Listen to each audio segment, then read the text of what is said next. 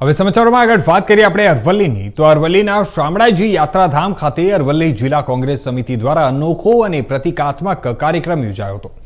જિલ્લામાં વર્ષોથી પડતર રહેલા પ્રશ્નો અને શામળાજી યાત્રાધામના અધૂરા વિકાસ અંગે સરકાર અને વહીવટી તંત્રમાં જાગૃતિ અને સંવેદના જાગે તે માટે કોંગ્રેસના આગેવાનો અને કાર્યકરોએ ભગવાન શામળિયાના ચરણોમાં સામૂહિક પ્રાર્થના કરી હતી। આ પ્રસંગે કોંગ્રેસના આગેવાનો અને કાર્યકરોએ સૌપ્રથમ ભગવાન શામળિયાજીના મંદિરમાં દર્શન કરી મંદિરની પ્રદક્ષિણા કરી અને ધ્વજારોહણ બપોરે 12:39 વિજય મુહૂર્તમાં કર્યું હતું અને ભગવાન શામળિયાના ચરણોમાં પ્રાર્થના પત્ર અર્પણ કરવામાં આવ્યો હતો। કોંગ્રેસ દ્વારા રજૂઆત કરવામાં આવી છે કે વર્ષો 2011 થી શરૂ થયેલી ટીપીની કામગીરીને આજે લગભગ 15 વર્ષનો સમય વીતી ગયો હોવા છતાં સંપૂર્ણ અમલીકરણ થયું નથી। માત્ર મંદિર પરિસર સુધી મર્યાદિત વિકાસ થયો છે અને જ્યારે યાત્રાધામના સમગ્ર વિસ્તારનો સર્વાંગી વિકાસ હજુ સુધી અધૂરો છે। યાત્રાળુઓ માટે માર્ગ વ્યવસ્થા, પાર્કિંગ, શૌચાલયો, સ્વચ્છતા, પીવાનું પાણી તથા અન્ય મૂળભૂત સુવિધાઓમાં નોંધપાત્ર સુધારો કરવાની તાત્કાલિક જરૂર હોવાનું પણ પત્રમાં જણાવવામાં આવ્યું છે। આમ અરવલ્લી જિલ્લાના હિત માટે સામૂહિક પ્રાર્થના કરવામાં આવી હતી।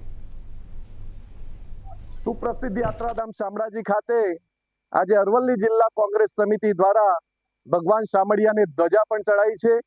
સાથે સાથે ભગવાનના ચરણોમાં એક પત્ર લખીને મૂક્યો છે કે ભગવાન 2011માં આ શામળાજી પરિસરનો જ માત્ર વિકાસ થયો છે, જે ટીપી સ્કીમ મંજૂર થવી જોઈએ તે મંજૂર થઈ નથી। 15 વર્ષથી પુનઃ વિસ્થાપિતો એની રાહ જોઈને બેઠા છે। કેટલાય દુકાનદારો અને મકાન માલિકો આજે ઘર વિહોણા પણ છે।